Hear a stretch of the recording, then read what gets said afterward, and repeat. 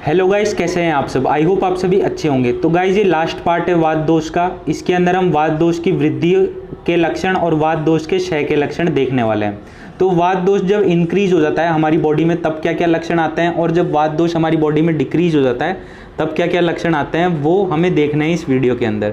तो किसी भी कारण से बढ़ा हुआ वायु मीन्स किसी भी कारण से बढ़ा हुआ जो वात दोष होता है उसके कौन कौन से लक्षण होंगे, जैसे कि पतला होना। जैसे कि इंसान जो होता है, जो आदमी होता है, वो पतला हो जाएगा, उसका वजन कम हो जाएगा अगर उसकी बॉडी में वात दोष बढ़ गया है तो। उसके बाद में काला वर्ण, ब्लैकिश का होना, मतलब आदमी जो है वो काला वर्ण का हो जाएगा, मतलब ब्लैकिश हो जाएगा वो। उसके जो नख वगैरह होंगे, जो नाखून वगैरह होंगे, वो भी उसके काले हो जाएंगे।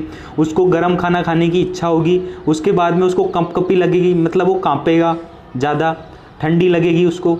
उसके बाद में उसका पेट फूल जाएगा, मतलब पेट के अंदर जो है, उसके अंदर जो वायु है वो भर जाएगी, इस वजह से उसका जो पेट है वो फूल जाएगा।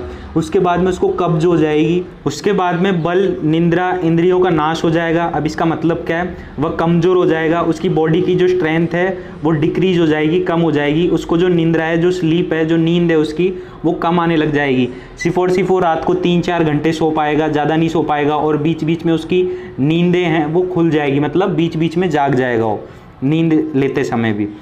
उसके बाद में जो इंद्रियां हैं उसकी, जो उसकी 5 ज्ञान इंद्रियां हैं, उससे कम सुनाई देगा, उसको कम दिखाई देगा। ये सारी चीज़ें हैं वात वृद्धि के लक्षण हैं। उसके बाद में जो वात वृद्धि के और क्या क्या लक्षण हैं, वो बड़बड़ाएगा।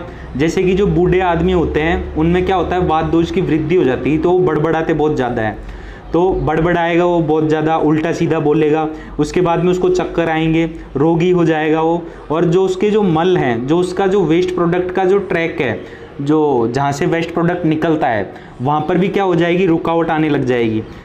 तो ये सारे जो लक्षण हैं, ये सारे लक्षण वात वृद्धि के लक्षण हैं।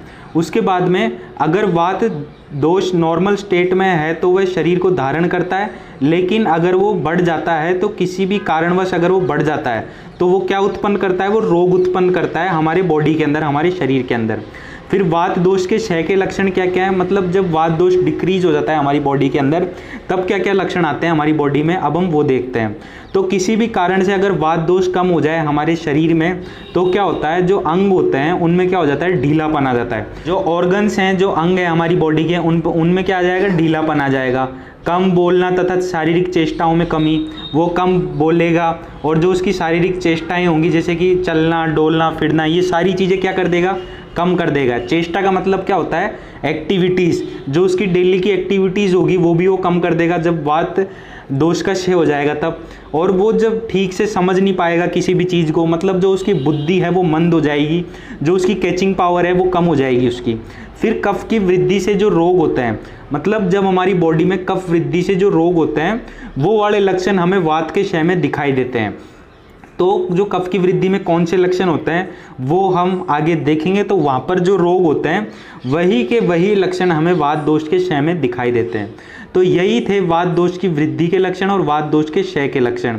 ज़्यादा कुछ था नहीं इसके अंदर, आपको ये सारी चीज़ें समझ में आई होगी, मैं ऐसी आशा रखता हूँ। और गाइस, कोई भी डाउट रह गया हो आपका वात दोष के अंदर तो आप कमेंट सेक्शन में कमेंट करके पूछ सकते हैं। मैं उन कमेंट्स का पूरा रिप्लाई देने की कोशिश करूंगा। और गाइस, अगर आपको ये वीडियोस अच्छी लगती है मेरी तो ज़्यादा से ज़्यादा अपने दोस्तों में शेयर करें ताकि सबकी हेल्प हो पाए। थैंक यू दोस्तों हमारी वीडियो देखने के लिए।